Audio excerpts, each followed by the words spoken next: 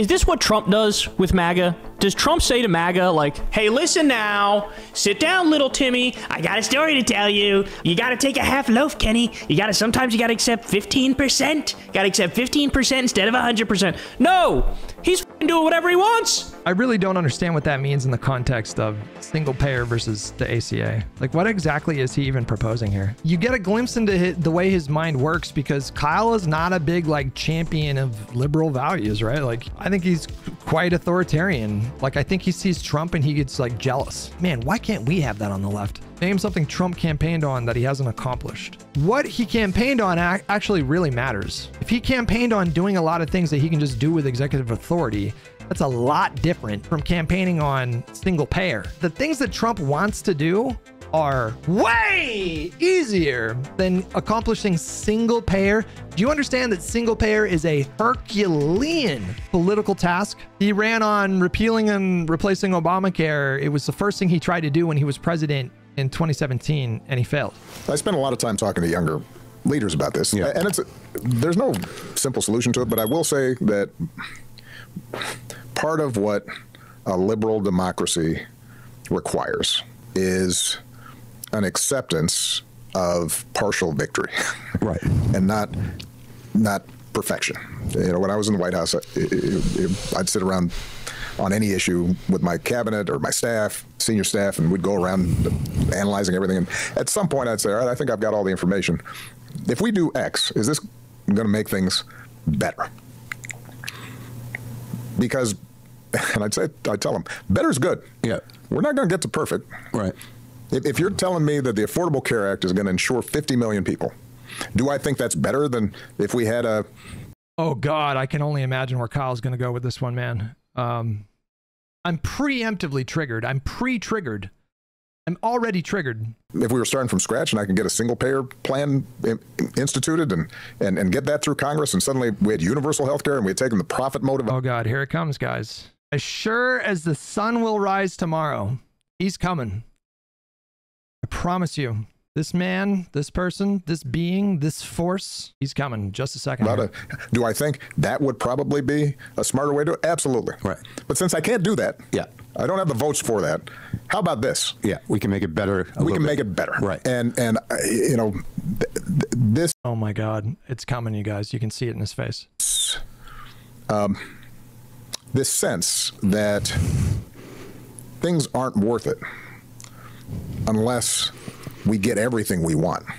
Okay, now I'm pissed off. Oh God, here it comes, you guys. Is this what Trump does with MAGA? Does Trump say to MAGA, like, hey, listen now, sit down, little Timmy, I got a story to tell you. I think you need to be understanding and realize you gotta take a half loaf, Kenny. Sometimes you gotta accept 15%. Gotta accept 15% instead of 100%. No, he's out there, he's fucking doing whatever he wants. He's doing whatever he wants, right? And he's getting away. I really don't understand what that means in the context of a discussion about single payer versus the ACA. Like, what exactly is he even proposing here? I really don't get it. Like, is he saying Obama should have just unilaterally drafted a single payer law and said, you know what? I don't need you for this one, Congress. You can sit this one out. I got it. Signs it into law. And that's, like, I don't even know what he's talking about. For as awful as Trump is, he hasn't unilaterally, like, established new legislation. He still needs bills from the Congress. You know what I mean? Away with it. He's got, even when the courts say you can't do that, he's like, watch me. Like, and by the way, let's be clear, all of it is horrible. All of it's the worst things I've ever seen in my fucking life. What Democrats are yearning for in this moment is a lefty to come along and say, please don't speak for me. You do not speak for the median Democrat.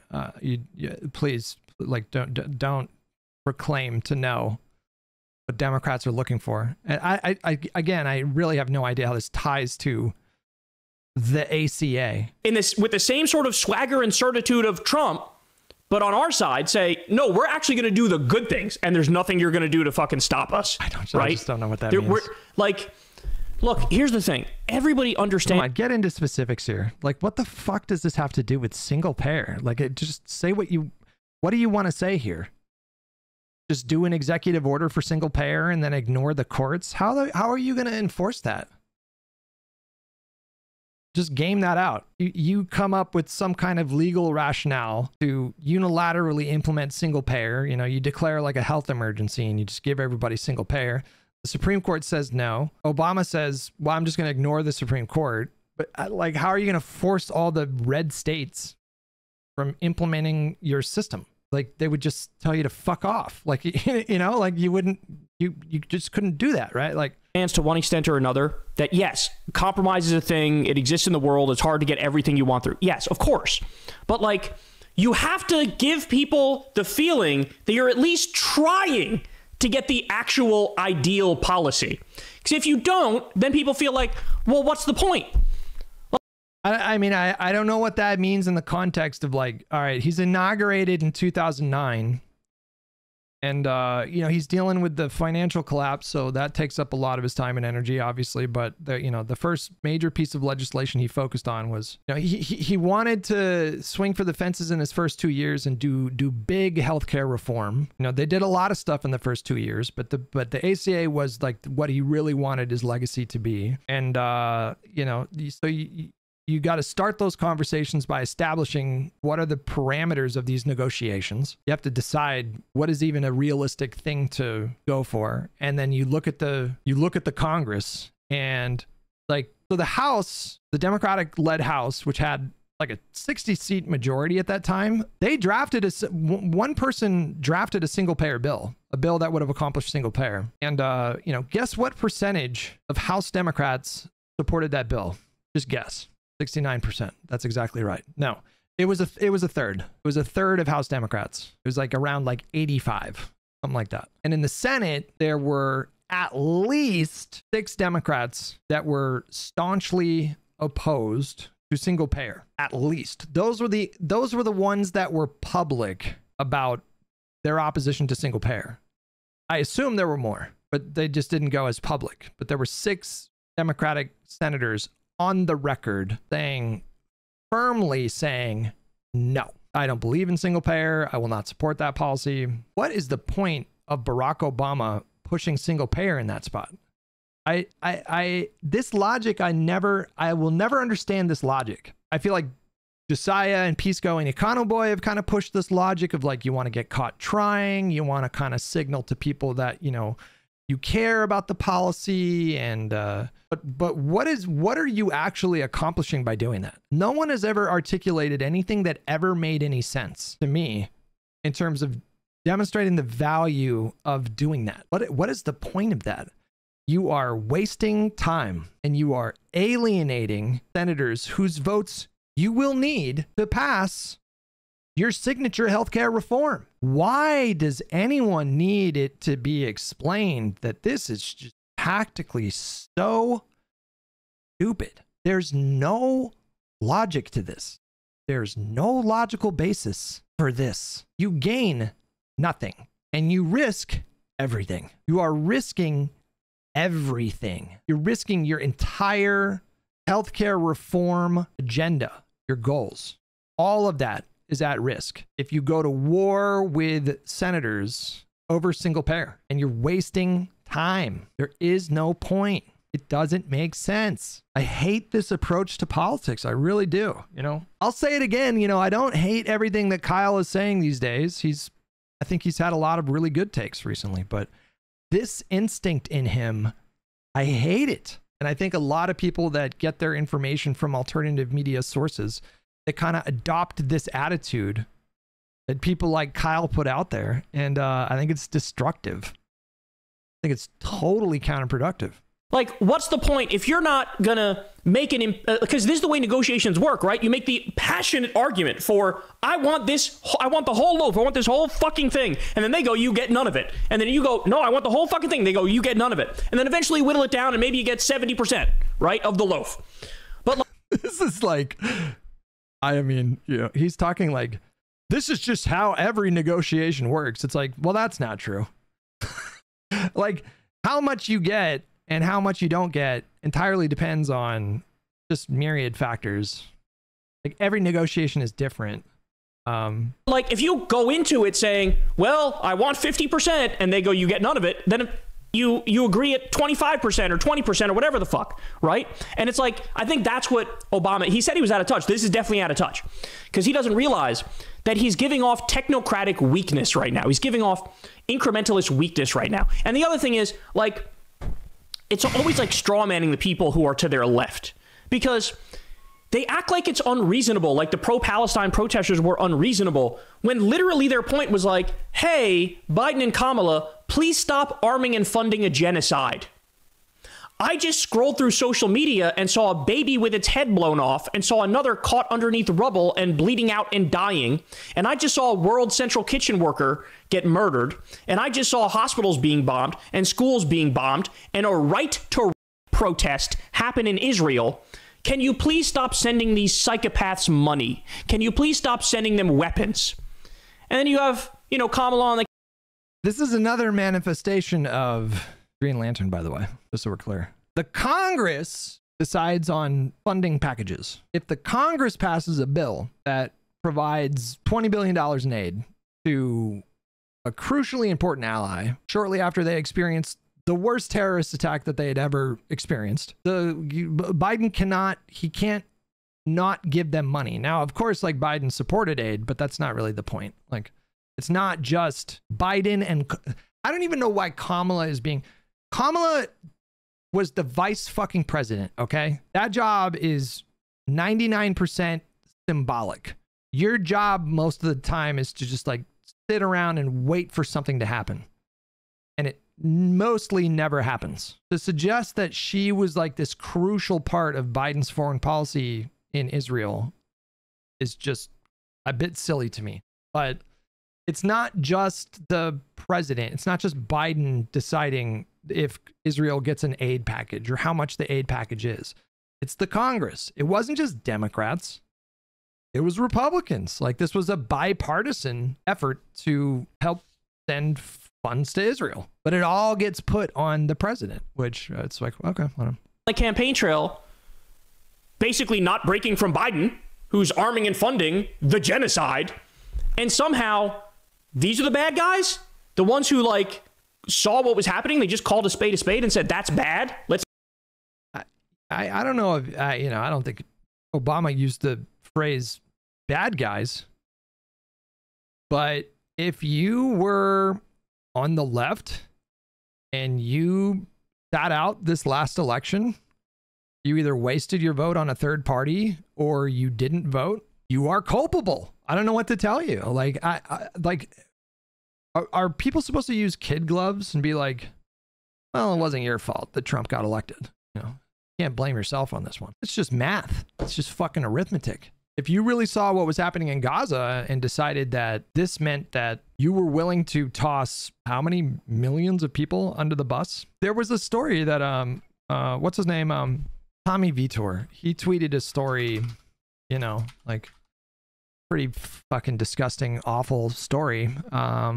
A story out of Myanmar or Thailand rather. I'm sorry. Mohammed Tahir clutched the lifeless body of his 2-year-old son and wept. Ever since his family's food rations stopped arriving at their internment camp in Myanmar in April, the father had watched helplessly as his once vibrant baby boy weakened, suffering from diarrhea and begging for food. On May 21st, exactly 2 weeks after Tahir's little boy died, U.S. Secretary of State Marco Rubio sat before Congress and declared, "No one has died because of his government's decision to gut its foreign aid program." Rubio also insisted, "No children are dying on my watch."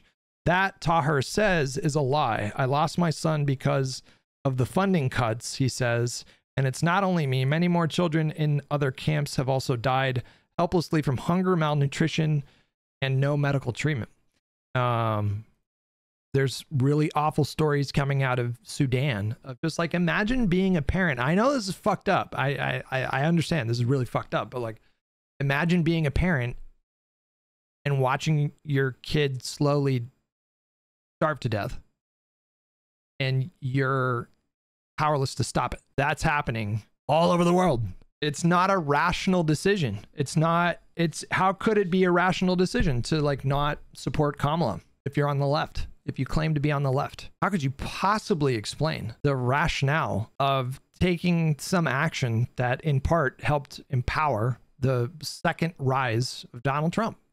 How does that align with your moral system? What they do, or what they attempt to do, is to just say that they opted out entirely. Like, that's their rationale. I'm not going to participate in this contest because I'm so horrified by Kamala Harris or something, by both candidates. So I'm just opting out. But you can't, there is no opting out. That's the point. Like, you cannot opt out. Everything you do and you don't do impacts the outcome. Inaction is an action. You cannot divorce yourself from the consequences of elections that you chose to not meaningfully participate in. That's what Obama's talking about, and he's right. Go fuck yourself. You know, like, that's where I'm at. It's like, go fuck yourself, man. He's right. He's not wrong about this. I mean, I thought this was about Gaza. He was talking about the ACA and, you know. Let's not do that. Like, it's just sick. It's just gross. If you say, how dare you purity test over something like genocide? It's like, so are you against literally all purity tests? Like, I purity test my Democratic candidates. I make sure they're not in favor of slavery, right? If there's a Democrat running and they're in favor of slavery, it's like, I think that people get hung up on the term purity tests, but you know, it's not about like purity test meaning. It's not about like, I think people misinterpret what it means. You know, it's not about like, if I complain about purity testing, I'm not complaining about you having, you know, standards or preferences or whatever. Wikipedia summarizes purity testing to mean a purity test is a rigid standard on a specific issue by which a politician or other figure is compared. In any kind of like political evaluation in this kind of way, you have to, and this is the only thing that I would consider to be a rational process of analysis, is you have to weigh the potential outcomes of your decision. What are the potential consequences of, you know, if I contribute to a second Donald Trump presidency? What might that look like? What are the myriad ways that negative consequences could manifest? You have to think about that outcome, really, like, first and foremost, and then balance that with your, you know, disgust or whatever, disapproval, disgust of the Biden administration and their complicity in what Israel did in Gaza. What happened in Gaza was horrifying, obviously, but that's not the only conflict in the world that America has a decent amount of influence in.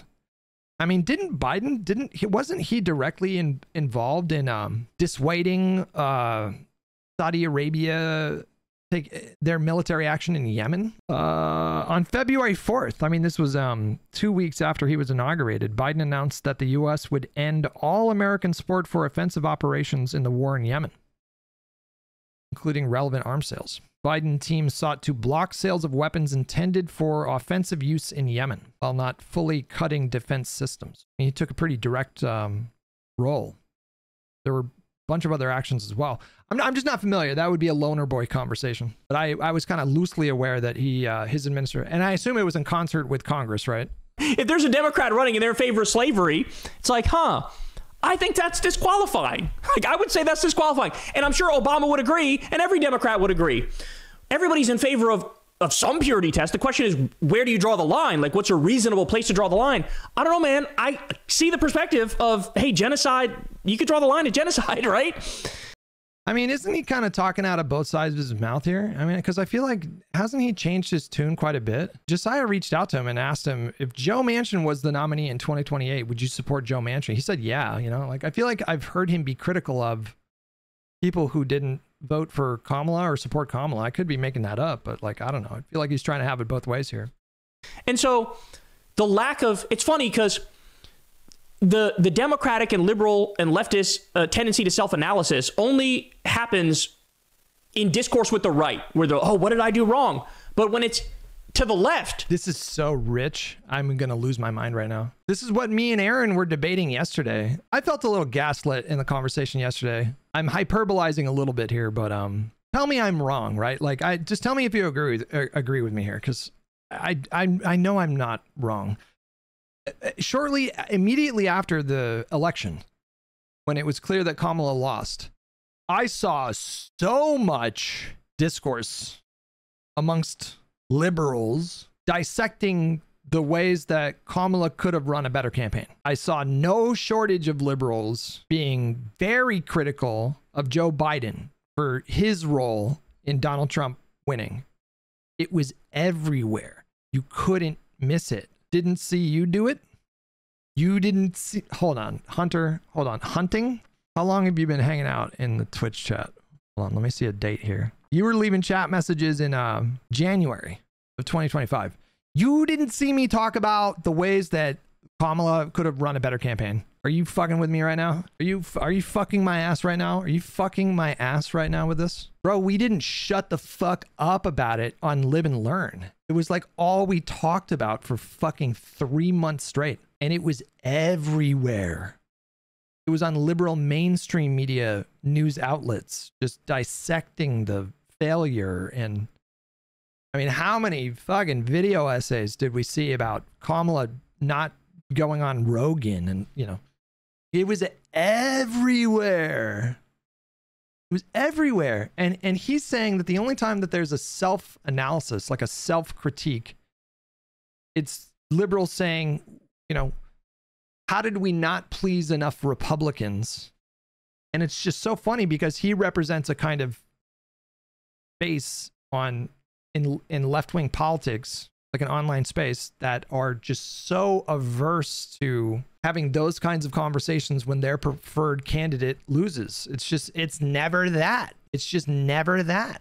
Like, not literally never, but basically, you know. If I searched Kyle Kulinski's entire Twitter feed and his entire volume of YouTube videos, would I find a single video on Bernie doing poorly with black voters? I would guess probably not. Maybe there's like fucking one or two. I don't know, but like Mythos with $5. Politico had an article about 2024 DNC retrospective last week. Feels relevant. Dropped it in chat. DNC briefs top Democrats on audit of 2024 White House loss. Late spending exacerbated by a mid-battle candidate switch and lack of attention to voters' top concerns are among the reasons Democrats lost the White House last year. DNC officials argued Democrats didn't spend early or consistently enough to engage and persuade voters, one of the several problems the party faced in 2024, the committee said.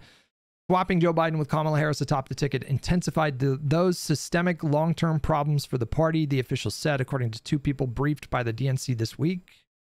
DNC officials said the party's failure to respond to voters' top issues.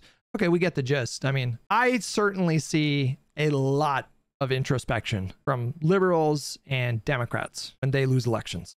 I see a lot of that very consistently, and I just don't see that with leftist creators. I just don't. The Democratic and liberal and leftist tendency to self-analysis only happens in discourse with the right, where they're, oh, what did I do wrong? But when it's to the left, when it's left-wingers criticizing them, they never do self-analysis. They're never like, oh, are you right about it? No, because the left is stupid, dumb, arrogant, purity testing, losers. And so nothing they ever say is legitimate. But if somebody to my right criticizes, oh. I mean, I don't put a lot of, to be honest with you, I don't put a lot of stock in their critiques. I just don't think that there's a lot of value there, you know. He's just fully hallucinating this interaction with the right. Like, I don't know what he's talking about. Does anyone know what the fuck he's talking about? Like, maybe I am wrong. Let me fucking reevaluate everything about my existence.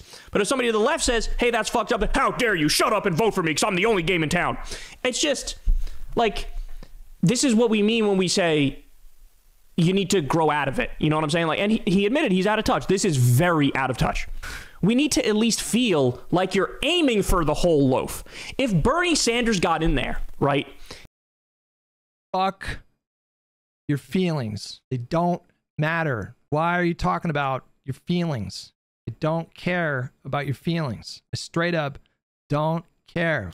And we all know, he's obsessed with Medicare for all. He's going to do his best to get Medicare for all. And then if at the end of the day, we ended up with just a public option, I think most people would be like, okay, right? Because He's just like hallucinating this fantasy where you know, Bernie wins in 2016 and the Republicans control the fucking Congress and he's gonna get a public option out of them. Like, okay, all right, well, we know he's at least or let's say, you know, 2020, like, does he really think that Bernie would have got a public option in 2021 if he was inaugurated then? Like, really? What is that based on? Dasvidani with $2. Grow out of it, says the adult with the Ken doll hair. I'm not gonna comment on his hair. If he rocks it and he likes it, fucking go for it, bro. Live your life. Live your truth. trying for all of it. Whereas Obama, you get the sense, no, maybe your ideal solution all along, you say it was single payer, but maybe it was all along Romney care, right? Like, that's the issue here. And by the way, let me just be clear about this. I mean, to be clear, he ran on the ACA. Like, I don't know what, you know. I think he just, everybody just, I don't know what to tell people. Like, I wasn't very engaged at the time, but you can go back and you can find, it's just, you know, what I wanted to figure out last night was, all right, were there any Democratic senators that were vocally opposed to single payer? And it really didn't take long to discover that there were several. There were a half dozen that were just like firm, just like, no, not even going to talk about that. Not on the table. It is not an option. Like, this was very well known very early on. I mean, it was widely reported. The ACA negotiations got a lot of press coverage. So for the people that were paying attention, like, it didn't take anyone by surprise that single payer was never on the table. I mean, it was just never something that was discussed. But Kyle, I think, just rewrites history by inventing this fictional alternative reality where, like, it was on the table, but he just didn't push for it. It's like, no, it was just, the negotiations, that was a starting point for the negotiations. Like, don't even bring up single payer. We're not even going to discuss that. It's just not going to happen. But they're doing this revisionist history, and in doing this, they're fomenting, it's just, I don't know what to call it, but like, is it a lie? Does he actually believe this? I don't really know, but he's confusing his audience. He's misleading his audience. Like, if I go down in the comments, I'm going to see a ton of Green Lantern shit down here. And it's just not, he's not engaging in reality. It's just not true. He's got an agenda to do this like hostile takeover of the Democratic Party leadership, which that's a war he's been waging and many other people have been waging for like fucking 10 years. And it's just not working. Like, this approach is just not working, to just fucking villainize and demonize people like Obama for doing ACA instead of single payer. You know, like, that's like a weapon in their arsenal to try to knock the Democratic establishment like down a peg. And they're still no closer to their hostile takeover, you know. People should really read the NY Times piece of Mamdani. He's been very willing to put people from Obama's staff in leadership positions. He's very much willing to work with liberals to achieve his goals. That's what I've noticed. That's one of the things that made me sweeten up to him a little bit. I genuinely like Mamdani. Like, the fact that I've just seen him just demonstrate so much pragmatism. And I kind of value pragmatism above like everything. I think that's like the most important quality that I look for in politicians these days, is like, are they pragmatic? Hillary wanted a public option in 2008. Obama won on better private insurance. That is reality. Kyle is right to push for better policies. If you have a policy goal, the bulk of your effort in achieving that policy goal is going to come from any kind of work that you do to try to get somebody elected. There's nothing wrong for pushing for Medicare for all. Like, I feel like this is a Mott and Bailey, guys. There's nothing wrong with pushing for single payer. I didn't say Kyle is wrong to want single payer or advocate for it, but the bulk of your advocacy is going to come from helping to elect. Like, once the elections are over and you have the Congress that you have, it's like, you know, you can push people on the margins. There's certainly pressure campaigns to try to get Congress to not pass a bill or pass a bill, and all that's valid. But most of the work in getting that policy is going to come from just like electing people who are on the record as saying, I will support that policy. And so in the case of 2009, when the Congress was sworn in early January, and then Obama sworn in, it's like, that's the Congress that you have, right? Like, that's the Congress that you have. And Unfortunately, there was a firm no on a public option in a Senate where Obama needed every single vote. He needed every single vote to get a public option. And there was one guy who just was a firm no, that I'm not doing it. You can't. And that was it. Like that, you know, you can be mad about that. You can blame Obama for that, but that's just misdirected anger at that point. Who you really have a problem with are the American voters who elected these members of Congress that don't support these policies. That's who you're actually mad about. And you're misdirecting that anger at Obama. Like, it's not Obama's fault that we don't have a public option. It's just not his fault. You cannot blame him.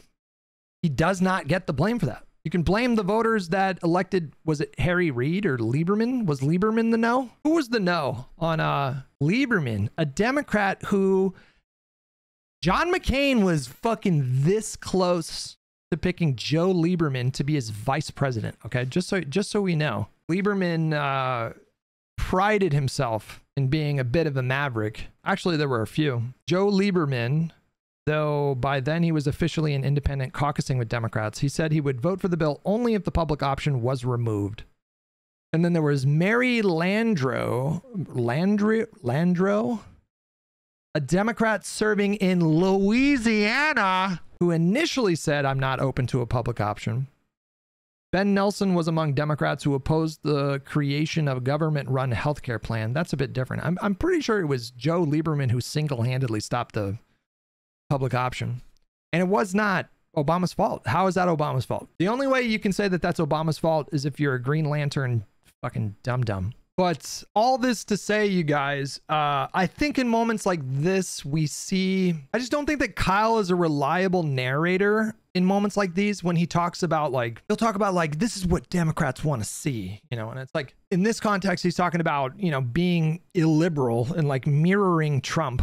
He lamented the fact that Obama couldn't unilaterally get a single payer healthcare bill passed. And then said, well, look at Trump. He just does whatever he wants. It's like, he actually doesn't, for the record.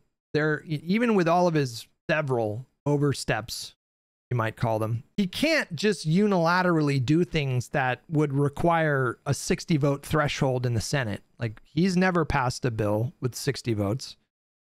He's never passed transformational legislation. He never did what Obama did with the ACA. He can't even get close to that. If he could, then we'd be in a lot more trouble. They had 60 votes. My God. Kyle is one of the good ones pushing the fight. How? Like, explain to me, like, how is he like helping push the fight? Like, what does that even mean? Excuse me? Like, look around. Like, what are the benefits of this approach to commentary? But anyways, I just, you get a glimpse into the way his mind works, because Kyle is not a big like champion of liberal values, right? Like, I think he's quite authoritarian, you know, like, I think he sees Trump and he gets like jealous, you know, like, that's how he talks about him, right? Like, he sees what Trump does and he gets jealous. He's like, man, why can't we have that on the left? Which is just kind of the opposite reaction that I have, where it's like, whew, Jesus, glad we don't have that.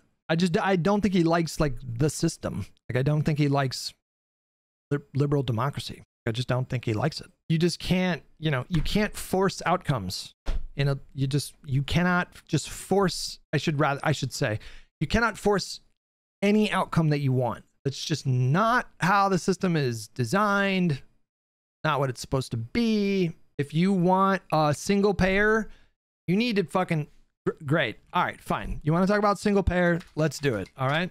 Let's talk about it, right? Here's the map going into, you know, 2026, right? Here's the map right here. Boom. All right. Let's talk about it. Single payer. Boom. What states are we targeting? What's up for grabs in 2026? Let's go. Let's talk about a plan. All right. We need at least 60 votes, and they got to be yes votes, or we need 50 yes votes to get rid of the filibuster and do it in that way. All right. Let's talk about it. What's the plan? Because if you ask Kyle, the plan is just like, just fucking do it, you pussy ass bitch. Look at what Trump is doing with his big girthy wiener that does not look like the mushroom guy from Super Mario Brothers. Like, look at Big Daddy Trump over there, who just fucking does whatever he wants because he's a fucking man. That's literally what you get from Kyle. Like, that's literally what he's saying. That is literally what he's saying. Not, you know, excluding the toad penis situation. Fucking quit being a pussy, Obama. Just fucking do it, man. It's like, okay, well, that doesn't seem like a plan to me. All right, so like, let's talk about the real plan. That means like 60 fucking Senate seats. Probably got to replace Fetterman. You might have to replace this guy in Montana. You might have to replace, who else? Who are some of the mods, the moderates? You know, you might have to replace like 3 or 4 or 5 Democrats, primary them, and, you know, get fucking Graham Plattner in there or something like, I don't know. Name something Trump campaigned on that he hasn't accomplished. What he campaigned on actually really matters.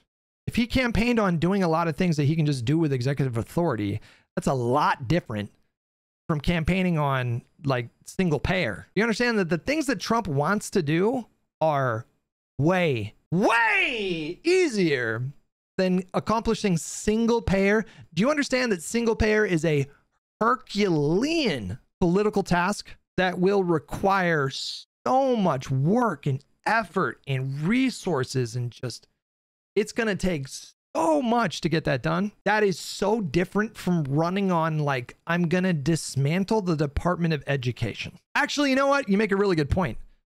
Trump did not repeal Obamacare. That's a point I've made several thousand times, I feel like, in my life. He ran on repealing and replacing Obamacare. It was the first thing he tried to do when he was president in 2017, and he failed. That was the first thing he did, and he failed. You know? None of the things that he's promising require a 60-vote threshold, just for the record. It's actually way harder to do with what Biden did, which is forge enough consensus to pass a robust legislative agenda. That is way harder than lighting shit on fire.